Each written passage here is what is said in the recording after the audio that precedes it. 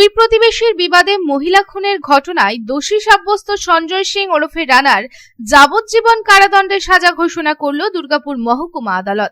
ঘটনার সূত্রপাত 2022 সালের 15 জুলাই কাকসা থানার অন্তর্গত মুচিপাড়া কুসুমতলা এলাকায়। অভিযোগ, ব্যক্তিগত বিবাদকে কেন্দ্র করে প্রতিবেশী সঞ্জয় সিং ওরফে রানা ভোজালি দিয়ে কুপিয়ে প্রতিবেশী মুনি মুর্মুকে খুন করে। ওই হামলায় গুরুতর আহত হন মুনি মুর্মু। স্বামী উত্তম মুর্মু, যিনি দীর্ঘদিন হাসপাতালে চিকিৎসাধীন ছিলেন। রক্তাক্ত অবস্থায় মুনি মুর্মুকে উদ্ধার করে দুর্গাপুর মহকুমা হাসপাতালে নিয়ে যাওয়া হলে চিকিৎসকরা তাকে মৃত বলে ঘোষণা করেন। ঘটনার পর এলাকায় তীব্র চাঞ্চল্যের সৃষ্টি হয়। ঘটনার পরপরই কাকসা থানার পুলিশ অভিযুক্ত সঞ্জয় সিং ওরফে রানাকে গ্রেপ্তার করে। তদন্ত শেষে আদালতে চার্জশিট জমা দেয় পুলিশ।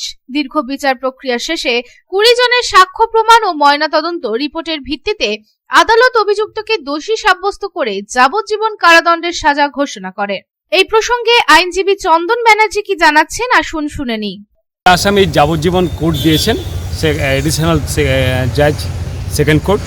কেসটা কি ছিল? কেসটা ছিল আপনার প্রকাশ্যে দিবালোকে একজন মহিলাকে খুন করেছেন এবং তার স্বামীকে ছুরিকাহত করেছেন।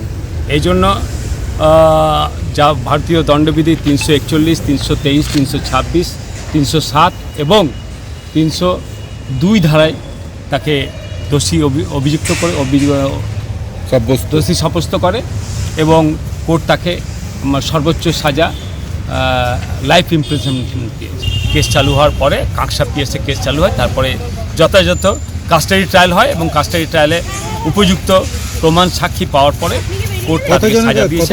কতজনের সাক্ষী ছিল এই ঘটনায়? এটা টোটাল 20 জন সাক্ষী হয়েছে, ইনক্লুডিং জুডিশিয়াল ম্যাজিস্ট্রেট এবং ডাক্তার, পোস্টমর্টম, অটোপসি সার্জন সবাই মিলে এবং স্থানীয় যে ভিকটিম তার মেয়ে, তার স্বামী এবং স্থানীয় কিছু লোকজন ঘর ভাড়ায় যেখানে ছিল আর কি সেখানে, এবং আরও সব অন্যান্য সাক্ষীরা।